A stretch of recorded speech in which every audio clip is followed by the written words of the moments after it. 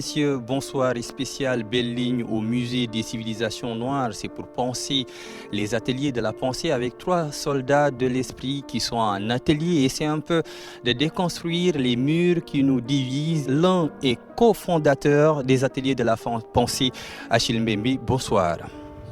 Et merci d'être là pour cette émission spéciale consacrée à ces ateliers de la pensée également.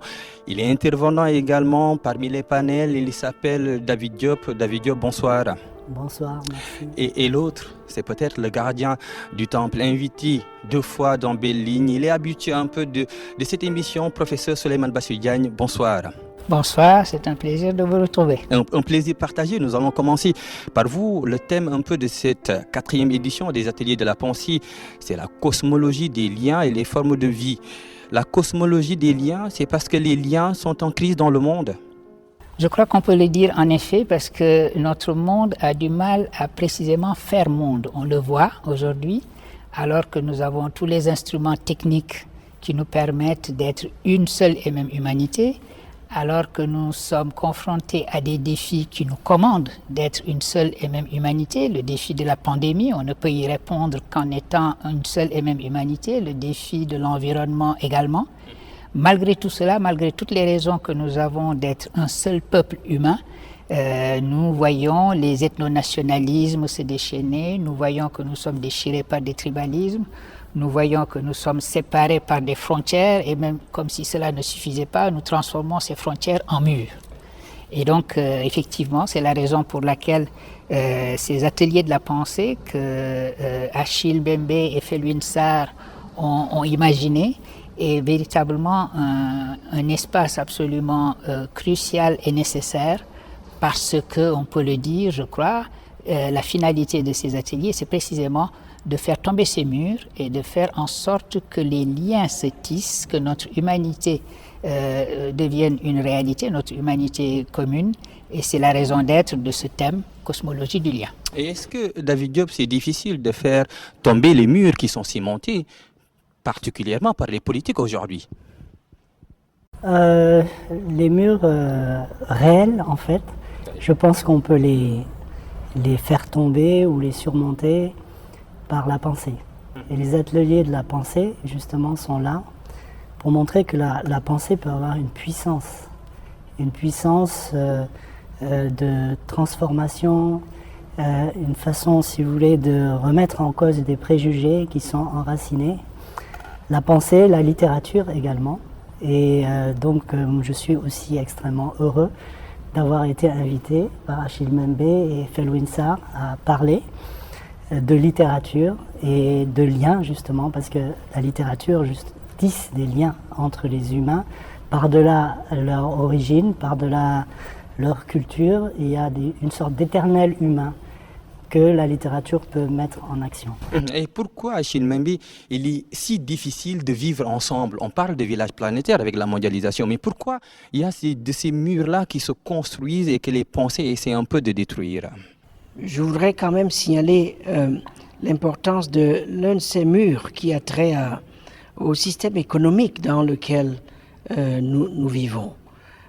Comme l'expliquaient les intervenants au dernier panel de la matinée, dont Felwine et d'autres, la sorte d'économie qui nous enserre, qui enserre nos vies et les technologies attenantes. Tout cela fait que, au fond, on entretient un rapport d'extraction avec non seulement l'ensemble du vivant, mais aussi le reste des humains.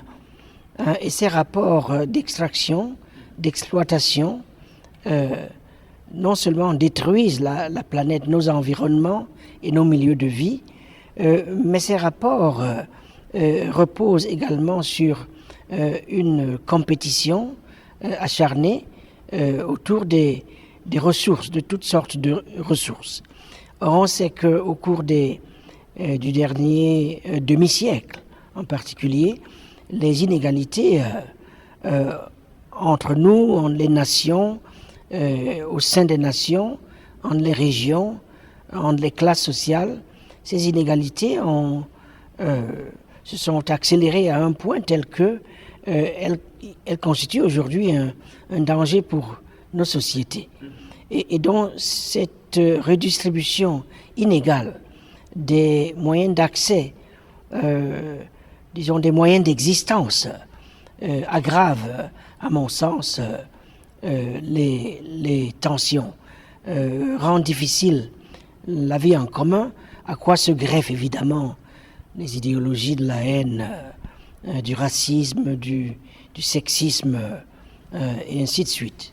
Et il y a ces idéologies de la haine, il y a également les bombes qui retentissent et qui torpillent un peu cette forme de vivre ensemble. On a la guerre en Ukraine, pour parler de l'actualité en Europe. On a également le conflit casamançais au Sénégal, professeur Bassirou Diagne. Exactement, c'est vrai que nous tenons nos assises avec en arrière-fond, si vous voulez, le bruit des bombes. Le bruit des bombes, vous l'avez rappelé, les bombes qui sont proches de nous, puisqu'il s'agit de notre Casamance, qui est une région qui nous est chère à tous, et il s'agit également de l'Ukraine. Et ça n'était pas prévu, bien évidemment, au moment où Achille et Felwine, en concertation, ont décidé de centrer la réflexion de ces ateliers sur les cosmologies du lien, du lien que nous tissons entre nous autres humains, mais du lien aussi que nous tissons avec la nature, avec les autres êtres vivants. On n'avait pas prévu de tenir les assises à un moment comme celui-ci, où les liens sont non seulement défaits, mais ces liens sont totalement détruits par les bombes. Deux peuples frères qui parlent des langues identiques, qui s'entrecomprennent, parce que l'ukrainien et le russe sont des langues très proches, sont en train de se déchirer, et d'une manière qui fait que des réfugiés sont jetés sur les routes. Et précisément, ces réfugiés posent une question fondamentale du lien primordial, qui est le lien d'hospitalité. Il faut que les humains sachent accueillir d'autres humains. Sachent qu'un humain qui est un réfugié ne perd jamais le droit d'avoir les droits, même s'il n'est plus sous la protection d'une nation. Et c'est comme si, au fond, ces événements malheureux et tragiques qui sont en train de se passer maintenant mettaient au défi notre propre réflexion en nous disant, pendant que vous réfléchissez sur les liens, voici ce qui se passe dans le monde et voici quels liens sont détruits. Et je crois que d'une certaine façon, jusqu'ici, les sessions que nous avons tenues sont en train de porter la meilleure réponse qui soit, parce que les arguments qui sont présentés, que ces arguments viennent de la création littéraire, de la création artistique en général, ou de la réflexion philosophique, celle que nous avons tous les trois essayé d'articuler, toutes ces réflexions vont dans le sens précisément de ce qui fera de nous une humanité qui n'est plus fragmentée par des discours de haine, mais une humanité qui reconnaît la nécessité du lien et qui se sait constituée par le lien. Ce qui est premier, ce n'est pas les définitions que nous avons de nos identités et de nos obsessions identitaires. Ce qui est premier, c'est véritablement ce qui nous lie et c'est la condition humaine que nous partageons. Ce qui nous lie, David Diop, c'est l'hospitalité. Est-ce qu'aujourd'hui, avec cette guerre en Ukraine, l'Europe est en apprentissage pour savoir que la migration, par exemple, n'a pas de couleur? Chaque peuple peut être victime. Oui, il y a eu, et je l'ai appris dans la presse comme tout le monde quand même, sur certaines frontières, discrimination à l'encontre des étudiants africains qui venaient... Il y a même des vidéos qui sont sur les réseaux sociaux. Oui. Donc, vraiment, donc là, si vous voulez, c'est une situation qui me paraît extrêmement scandaleuse et une situation qui, si vous voulez, ne doit pas non plus faire oublier le désarroi dans lequel se trouvent aussi les Ukrainiens qui s'échappent, mais qui laisse à penser qu'il y aurait une sorte de hiérarchisation du migrant ou des migrants. Et ça, c'est très choquant. C'est choquant, mais il faut en parler. Et justement, la presse et puis les journalistes qui ont permis finalement que cette information soit publiée, ça a entraîné des conséquences et ça a permis finalement d'attirer l'attention sur ces choses-là. Mais les migrants, quelle que soit leur couleur, ils sont tous dans la même situation limite, une situation d'urgence, une situation de crise. Ouais. Et peut-être que ces migrations européennes rappellent finalement le sort des migrants qui passent par exemple par la Méditerranée et les tragédies qu'ils vivent. Ouais. Et donc là, justement, je parlais d'éternel humain, et cette ce frein qui a été mis temporairement au passage des étudiants africains, c'est un moyen aussi de dire attention, tous les migrants sont pareils. Tous les migrants sont pareils. Ils fuient une situation, ils quittent leur pays. Ils ne sont peut-être pas avec des histoires identiques, mais ils doivent être tous traités de la même façon. Et il y a un mot en Wolof qui est la teranga, c'est l'hospitalité, et c'est un mot d'une très grande sagesse. Parce que ça signifie en fait que c'est un mot qui part du principe qu'il y a des différences, mais que l'hospitalité finalement gomme ces différences, efface ces différences. Exactement. Et est-ce que Achille Mbembe, c'est en temps de crise que l'humanité un peu ressasse l'importance de rendre vivant cette cosmologie des liens, par exemple? C'est en temps de crise, mais comme le rappellent Bachir et David, même en temps de crise, la tentation est toujours là de marquer les différences. Oui. Ils évoquent à ce propos le sort réservé aux étudiants africains pris dans les raids de la guerre en Ukraine. Mais les moments de crise sont également des moments de pause, du moins il faut l'espérer. On l'a bien vu avec la pandémie, oui. La Covid, des moments où on se met de côté et on essaye de prendre la mesure de ce qui est véritablement en jeu. Et dans tous ces cas, on a bien vu que ce qui était véritablement en jeu, c'était le vivant. Que dans tous ces cas, ce qui était véritablement en jeu, c'était disons, la possibilité ou non que nous nous donnons de construire, de tisser des liens qui libèrent, en lieu et place des liens qui enchaînent, de tisser des liens, disons, choisis, en lieu et place des liens subis, oui. Comme l'était le colonialisme et d'autres formes de sujétion. Mais malheureusement, on s'en est également rendu compte à l'occasion de la pandémie. Une fois que les choses, disons, semblent s'éloigner, le risque c'est de retomber dans l'ornière de la répétition. L'habitude prend sa nature. Tout à fait. Et ça, c'est un peu désagréable. Peut-être on doit nommer, on doit définir le mot lien. C'est extrêmement important, professeur Souleymane Bachir Diagne. Les liens ne sont pas tout simplement biologiques ni nationaux, ils seraient transversaux pour ne pas verser un peu dans le nationalisme aveugle quand on parle des liens. Absolument, les liens ne sont pas biologiques. Et d'ailleurs, si nous ne cherchons que des liens biologiques, nous nous enfermons dans les tribus. Oui. Il n'y a rien de plus naturel de ce point de vue-là qu'une tribu. C'est vrai qu'une tribu, c'est l'ensemble de ceux qui me ressemblent, qui ont la même couleur de peau, qui partagent ma langue, qui ont la même religion, etc. Alors que l'idée d'humanité peut nous sembler une idée abstraite. Mais justement, c'est cette idée d'humanité qui doit être le principe éthique qui nous régit. Quand nous disons que nous avons un devoir d'humanité, nous pensons à cette idée-là et elle n'est pas, si elle n'est pas donnée comme la tribu nous est donnée de manière tout à fait naturelle, il nous faut apprendre à la comprendre et à tisser les liens qui l'expriment.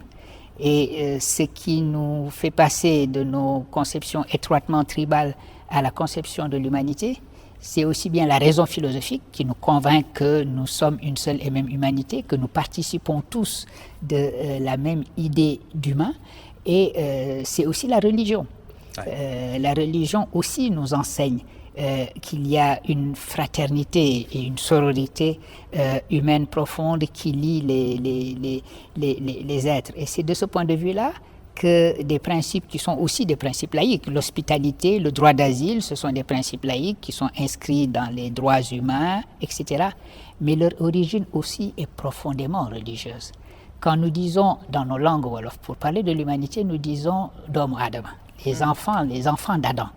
Et traduire cela en un langage biologique précisément, parce que dire que nous sommes enfants d'un même père, c'est une manière métaphorique de rendre biologique ce qui est un principe d'abord éthique, qui est l'humanité. Et on parle un peu de l'éthique, on va penser à Kant. David Diop, qu'est-ce qui structure nos liens actuellement, l'indissociable sociabilité des hommes aujourd'hui? Alors, il y a la langue. D'abord. Ce sont les langues qui nous unissent. Et c'est un mot qui plaît à Bachir. C'est lui qui m'inspire. Oui, ce qui fait le lien, c'est la langue. Alors, je parle de la langue en général, toutes les langues. Alors, ce qui m'intéresse aujourd'hui, enfin, j'y ai réfléchi un tout petit peu. Je pense qu'on peut, puisqu'on est en train de parler de cosmogonie, retrouver des cosmogonies très anciennes dans les langues, même quand elles sont parlées aujourd'hui, et qu'on a perdu la trace de leur étymologie, c'est-à-dire les racines des mots. Et les racines des mots peuvent nous renvoyer à des liens très forts que nous avons tissés avec la nature et qui sont un peu passés sous silence.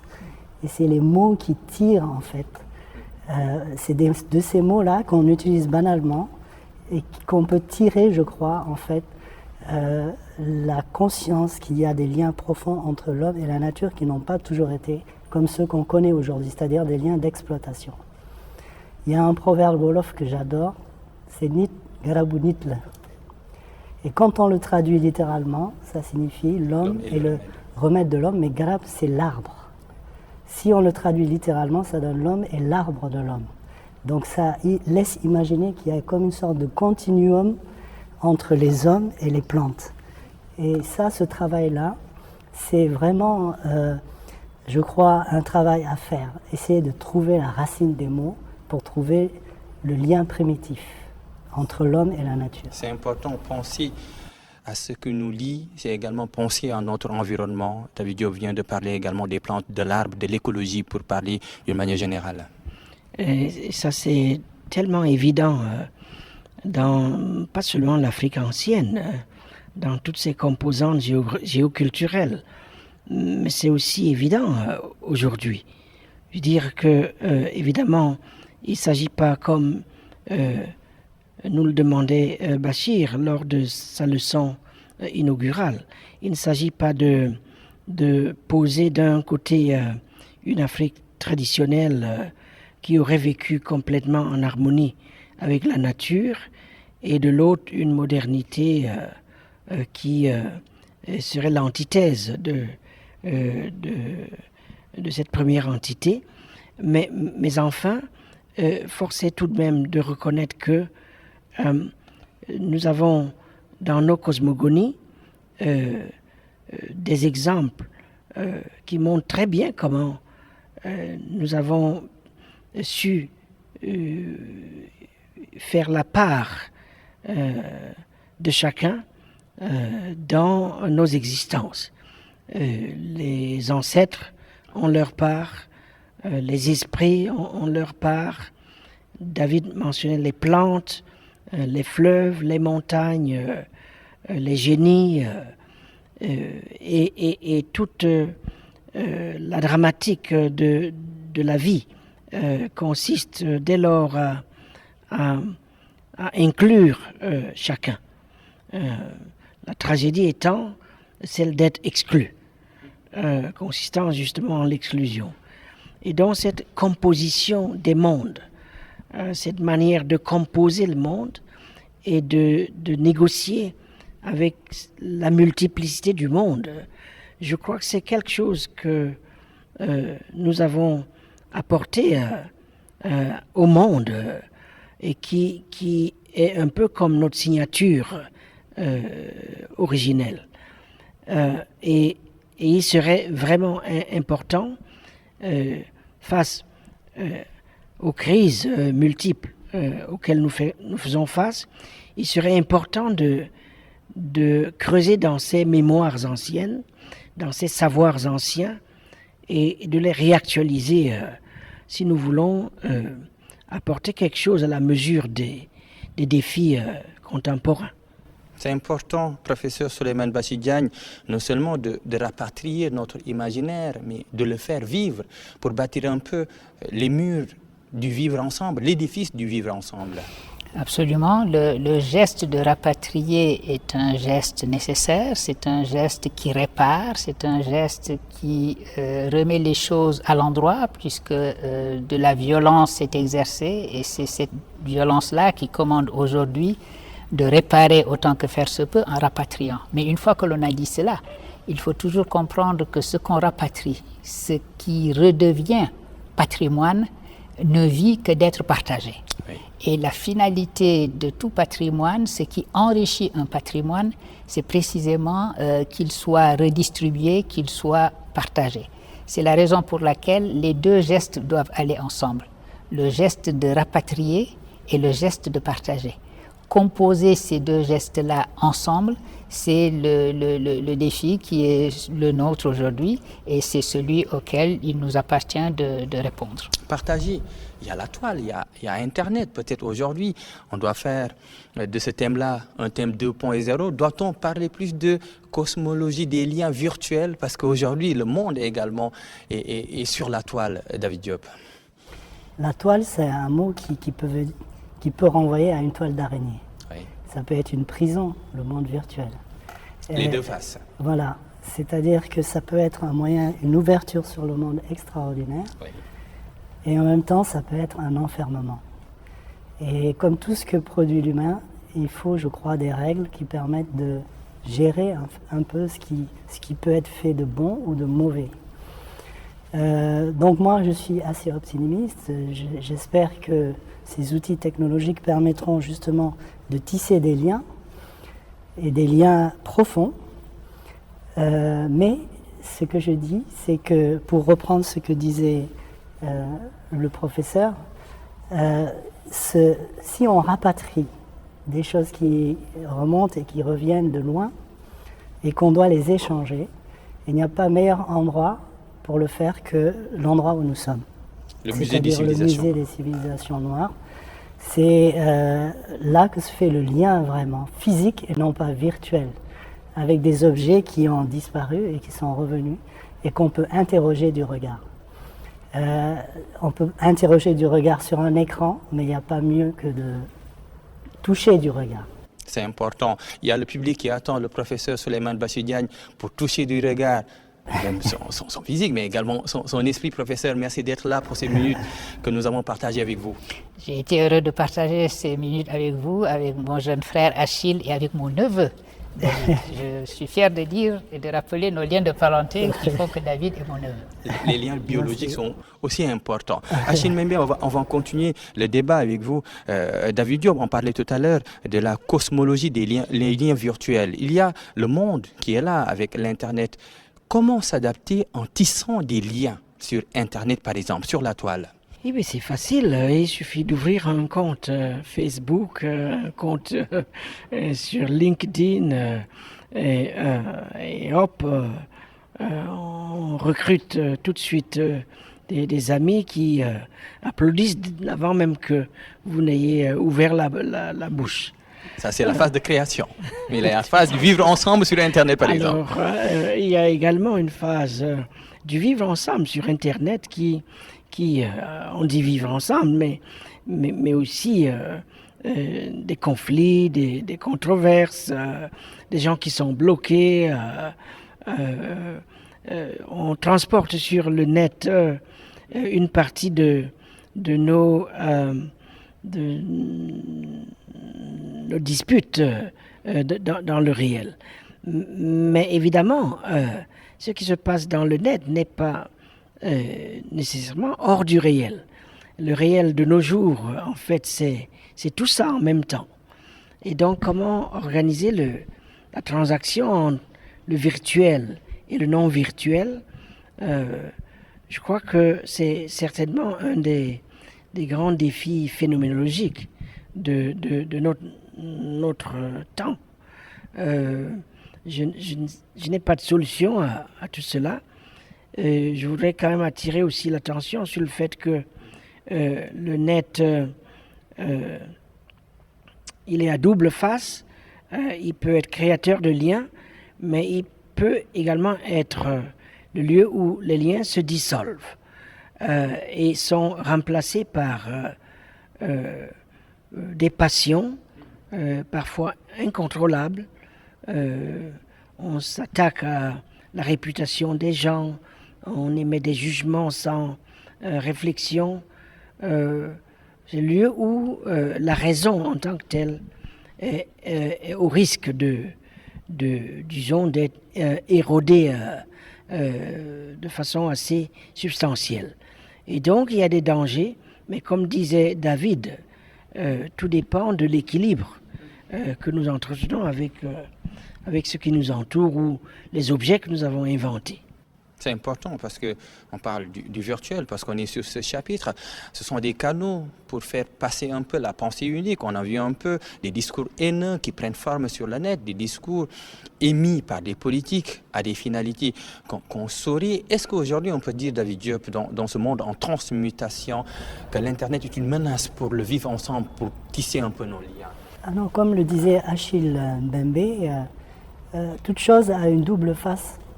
Et on peut essayer de réguler, il faut trouver de nouveaux outils pour... C'est possible de réguler ce qui se passe? Je ne sais pas, peut-être que la technique elle-même a des moyens, ou trouvera des moyens techniques pour réguler. Ce qui m'effraie sur Internet, c'est que finalement, il n'y a pas de filtre. Il y a comme une sorte d'anonymat qui fait que vous avez des gens qui sont capables, comme tu le disais, d'insulter, de vitupérer, d'insulter l'intelligence, d'insulter des gens tout à fait honorables. Et ce qui m'inquiète, c'est ça, c'est cet anonymat-là. Et la virtualité, le fait d'être dans un monde où on peut se cacher, déresponsabilise de sa parole.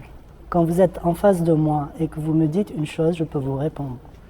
Si vous me dites une chose à 3000 km et que vous êtes caché derrière votre anonymat, eh bien ça ne crée pas du lien, ça crée de la haine. Parce que la violence appelle la violence. Et après, il y a une surenchère. Ce qui me gêne aussi dans des échanges comme ça, lorsqu'ils sont utilisés comme vous l'avez dit, c'est que la pensée ne peut pas se donner sa pleine expression. Parce qu'on rentre dans la polémique.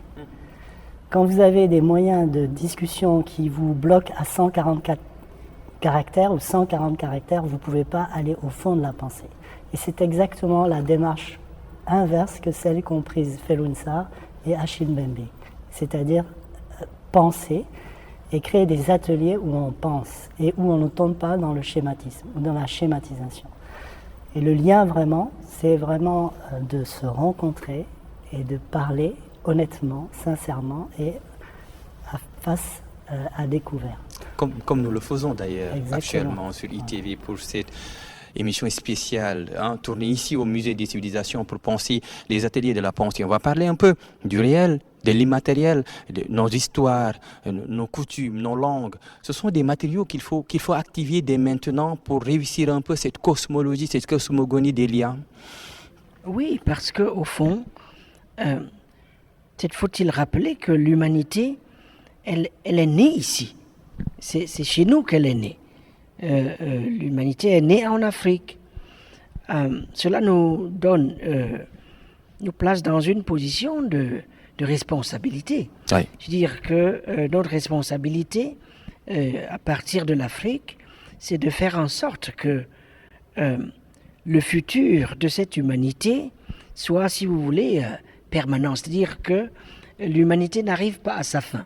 Qu'il n'y ait pas, qu'un jour on n'en soit pas à en organiser les funérailles. Oui. C'est-à-dire, il faut faire en sorte que nous assumions notre charge dans cette responsabilité générale qui consiste à maintenir la vie sur cette petite planète qui est la nôtre, qui est la seule d'ailleurs où la vie s'est manifestée. C'est ça notre responsabilité, à mon avis, en tant qu'Africains, mais aussi, bien sûr, en tant qu'humains.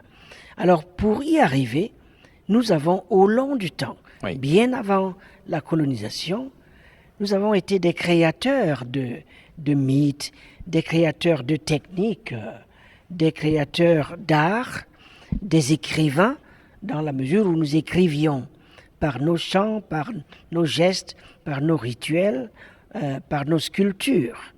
Et donc cette écriture, comment est-ce qu'on peut la conserver?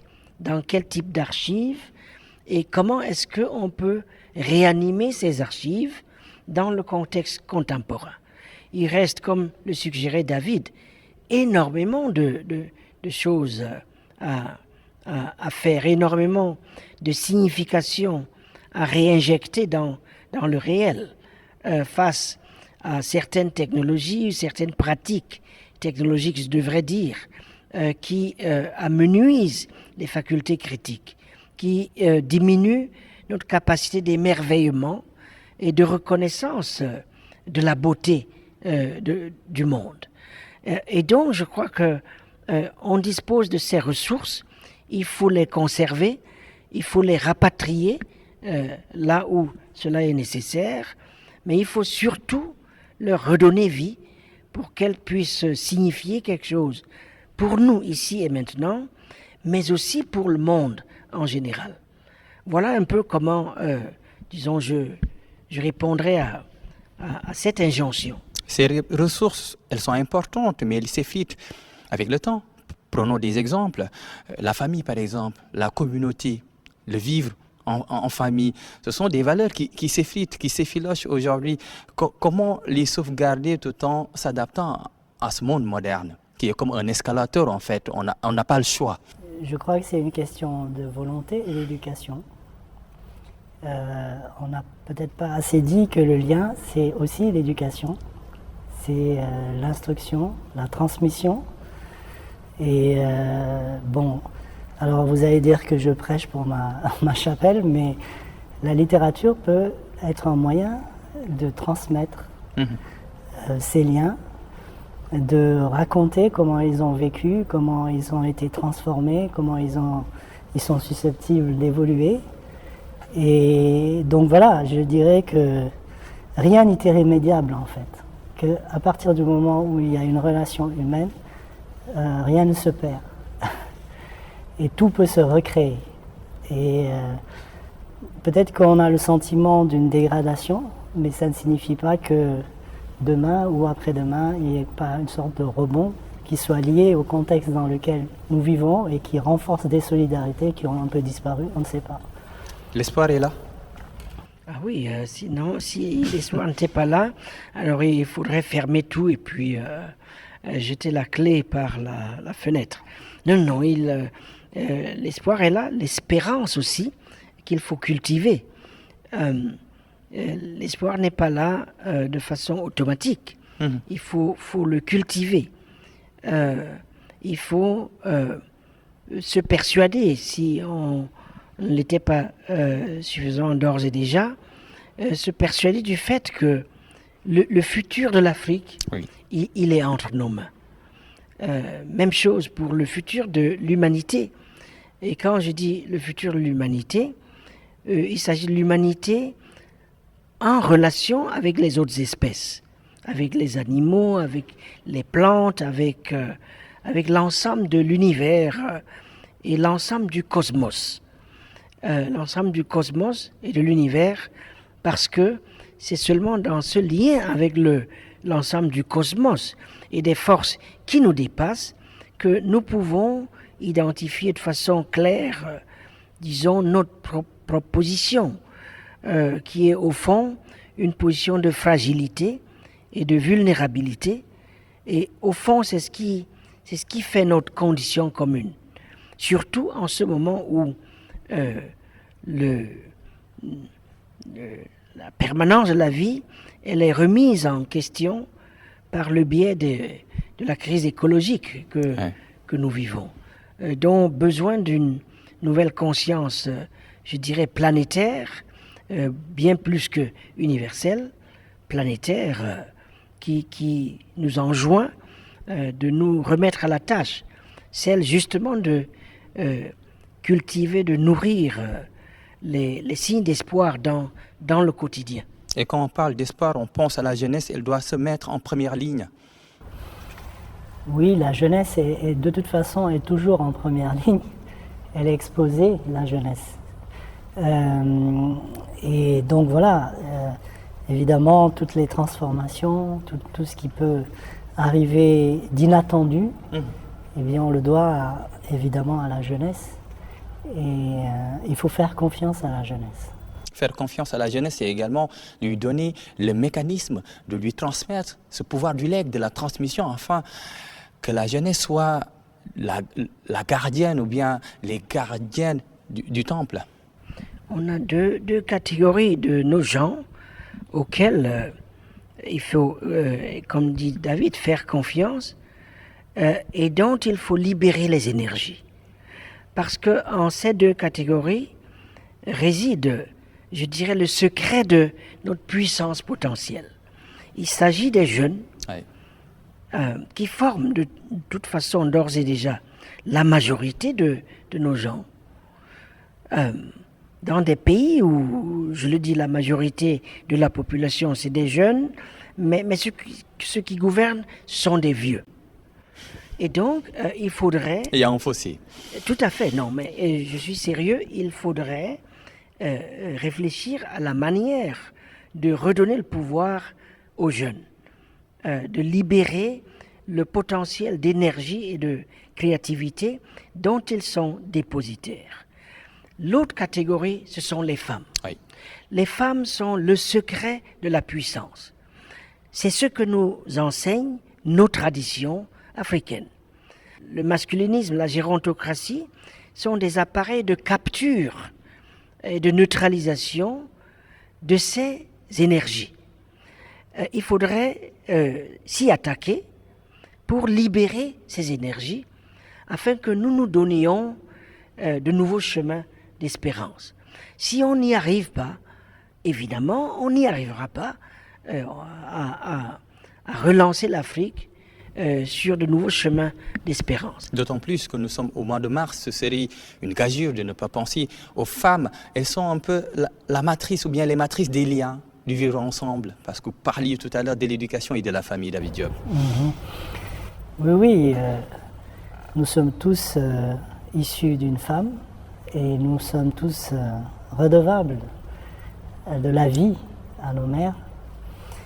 Et donc, vraiment, le monde le monde est difficile pour beaucoup de femmes. Et en fait, un juste retour des choses voudrait que, eh bien, ce déséquilibre-là soit gommé, effacé. Parce que souvent, les solutions viennent des femmes. Les solutions dans la vie quotidienne face à des difficultés extrêmes, elles viennent des femmes. Ce sont elles qui finalement maintiennent en vie ou en survie parfois dans des situations de crise toute la famille. Donc évidemment ce que je dis là c'est pas original mais il faut le rappeler quand même et témoigner aux femmes tout le respect qu'elles méritent. Et nous sommes au mois de mars. C'est la fin de cette émission. Achille Mbembe, merci d'être là. Merci beaucoup. Merci également à David Diop d'être là. Merci à vous. Merci à